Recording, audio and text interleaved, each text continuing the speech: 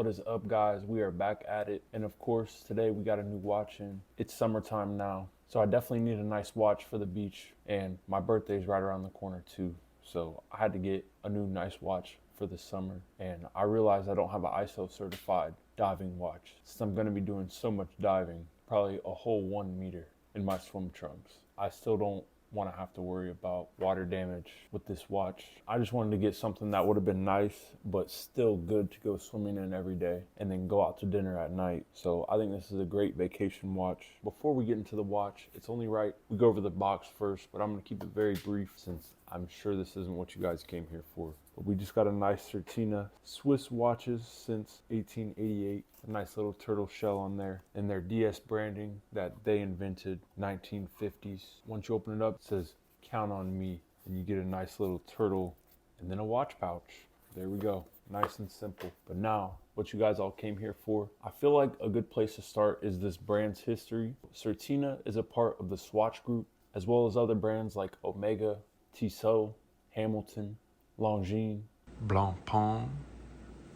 Given most of their watches are dive style, I would definitely say they're more of like Omega's sister brand. They're a very historic watch brand. They've been making watches since 1888, and they're all Swiss made watches as well too. Getting into this watch here, we've got the Certina DS Action Diver, and this one here is in the 43 millimeter. For this watch, you could get it in 43 millimeter, 40.5, which is the one I would have preferred, or even the 38 millimeter. But I feel like the 38 would have been a little bit too small for my wrist, especially since it's got a thicker bezel. At least it was smaller than 44 millimeters. I feel like that is the biggest I could go on any watch, and the bezel definitely helps take away some of that landscape. With how big I am, the 43 will be just fine. If you guys are looking for a 38 millimeter, you would save a little bit of money. I think you'd save like $100.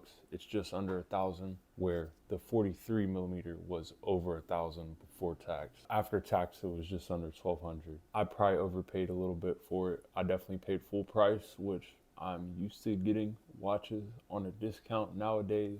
I was really looking for a diver. This is a very nice diving watch. I didn't have an ISO certified watch, and this is an ISO certified dive watch. That's why it can say the diver's watch right there on the dial. And with this being a dive watch, it is water resistant for up to 300 meters. I'll probably only really be going 1 meter.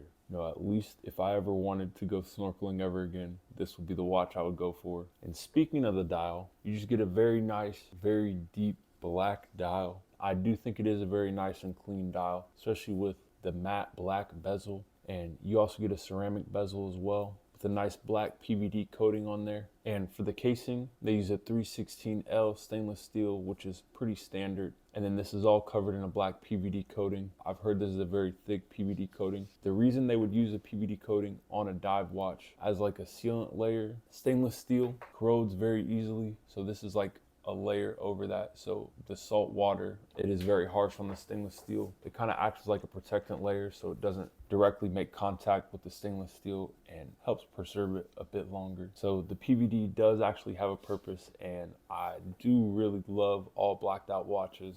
As you guys know, my previous favorite watch and still holds the king spot is the Carbon PRX. And one thing this does have in common with the PRX is they're both all black, and they both share a Powermatic 80 movement. I know you guys already love to hate on the Powermatic 80 movement because it has a silicone hairspring in it. The good thing about this one is it is replaced with the Navitron one, which includes a titanium hairspring, so there isn't any plastic in this watch. And now that we've touched on everything on the dial, the last thing to touch on is the DS Action, which stands for double security, or double sealed would be another way to look at it. Think of it as pretty much like a G-Shock, where they have that inner casing. They also have that around the movement in here. And this is what Certina is famously known for. Back in the 1950s, they collaborated with Audemars Piguet to come up with this, and that is why this watch has such a deep depth rating. Would also be very shock resistant. But with the Powermatic 80, it features an automatic movement with the 80-hour power reserve, which is well beyond its class for an $1,000 watch. And this also features a screw down crown, which you know is essential for a dive watch. For the glass, we've got a nice sapphire glass on there, which is essential for any luxury watch. And it's also got a nice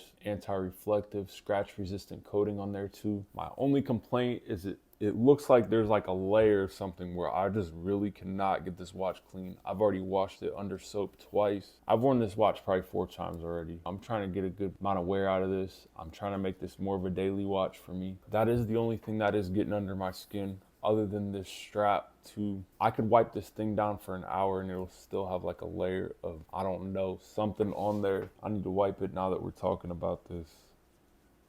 I hate to be nitpicky, but spending that much on a watch, you would expect it to be perfect. Like my Carbon, no complaints about that watch all across the board. It's not a deal breaker for me. It's very minor. The only other complaint I have about this watch is the strap. I mean, if you're paying over $1,000 for a watch, I feel like they just took the easy route with this. I mean, I know it is a dive watch. I guess it's right to put a dive strap on there. It does also have a nice black PVD on there with the Certina branding. That is what I like about it. Why are they putting leather on a dive watch? I don't think that'll be good in the salt water. And it also is covering the back of the watch. It's got a beautiful turtle on the back of the watch, which I think should be exposed. So we're gonna take 1 second real quick and swap these out, because I've already got a strap that I already had on here. You know, I was just switching it up a little bit for today. When I say complain, you know, I mean that lightly, especially when it comes to the strap too, because the good thing is that you can change it. So here we've got this FKM rubber strap, the nice deployant buckle, and the good thing is the rubber goes below the buckle,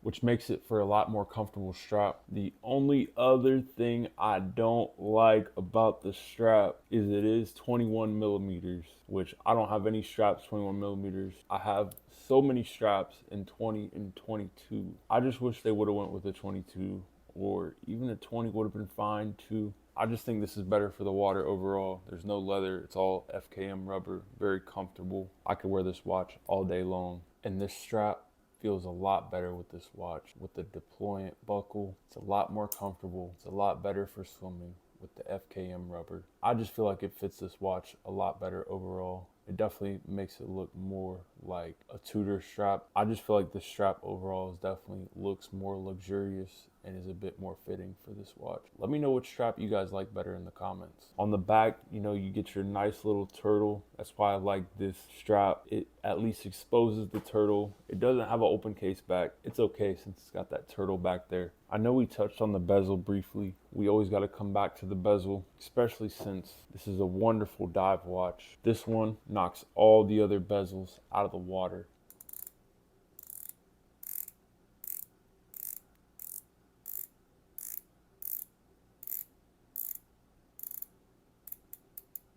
As you can see from rotating that bezel, there's absolutely no play on it. It just goes to show the quality of getting a diver in this price range, and it's perfectly aligned, which I can't say that about all my other watches. I think we just about covered everything today. I'm hopefully planning on picking up a Longines soon, so if you guys are interested in seeing how that goes for my birthday, make sure you hit that subscribe button down below so you don't miss any future watch videos. Until next time, I will see you guys all then. Make sure you don't forget to hit that like and subscribe button. Let me know if this is your first time hearing a Certina. Honestly, I was looking for a new watch and this is the one I found. I had never actually even seen this before. I'm just glad to find something new. I was really just looking for a new summer, nice birthday watch. You know, I was really trying to find something new because I'd ordered a Seiko Prospect and a San Martin that looked like a Tudor Pelagros.